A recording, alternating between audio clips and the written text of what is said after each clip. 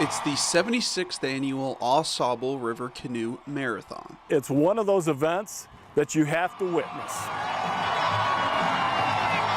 There's going to be over 100 canoes after a run to the river, piling in right here and going 15 to 16 hours all night long to Oscoda, portaging hydroelectric dams and having to take their feeds and everything else throughout the night. And what else makes it so special is even though the paddlers may seem like they've been training for this race forever, they're just everyday people. They're contractors, they're teachers, they're everybody, but they do this because this marathon is on the canoe paddling, world marker that you have to do this all-night canoe race in Michigan. One paddler, Lynn Whitty, has done more than anyone. The Sheboygan native has the most with 43 prior marathons under her belt. I can't imagine not doing it.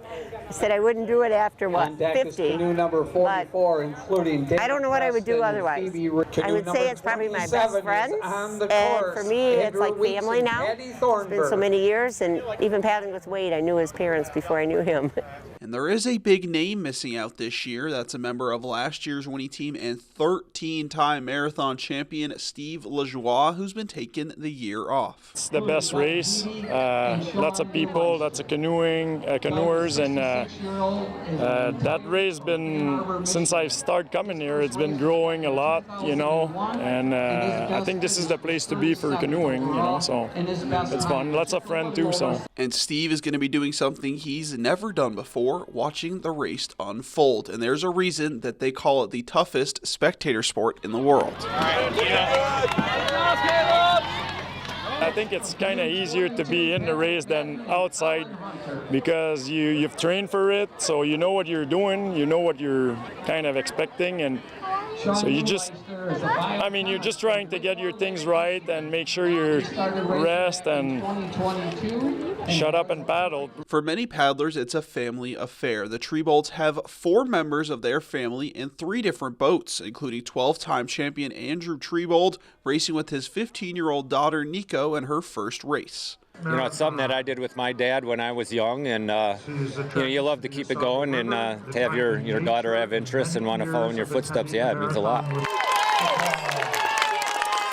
We've been doing it my whole life. It started with my grandpa, and then he got my dad into it, and then me, and my son and daughter want to keep it going. So it's been our whole lives. Andrew's dad, Turbo Tim, can earn himself an award with a finish, making it even more special for him. And for Tim's partner, Mary Schlimmer Willoughby, it's just as special for her. It's kind of a dream come true. I've been paddling with him since 2017 and just on and off, and then I found out he only had 9 finishes in the marathon and just one short of his iron paddler, and I was like, come on, you got to finish and do your last one, get that iron paddler finish. So finally convinced him to do it. So it's kind of a dream come true for me. We also got to ask some of the paddlers in time trials about what makes this race just so special. I guess it's kind of addictive a little bit. I mean, my first one was last year, so this is my second year coming here, and I had a good experience last year, so I just wanted to come back and do it even better.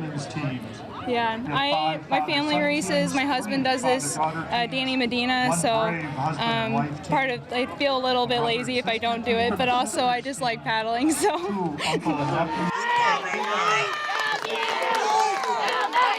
For me, I grew up in Grayling, so something I always wanted to do. I never thought it'd turn into 14 straight years, but here I am. And for me, the challenge is very important, so this race is perfect for me. A couple of Northern Michigan guys made history in their time trial, becoming the fastest ever All-Michigan team. They'll be in the first row on race day. Feels good. It feels good that we're both local boys here from Grayling, and we got a chance to, maybe win the marathon, and doing a sprint like that from our hometown is like awesome. And the two of them also talked about what it's like being in that canoe for 14 plus hours. When the gun goes off, you're not getting out for 14 hours, so you got a partner, and you and your partner need to figure that stuff out and work through the lows and work through enjoy the highs together, and just stay focused on the goal. Yeah, and it's really hard at times. You're out there 14, 15 hours. You're going to hit some lows. So, but it's fun being in front of the crowd, and it's a special event. If you never watch it, I would encourage you to come watch the start in Grayling. Reporting in Grayling, Jayden Jagtiani, 9 and 10 Sports.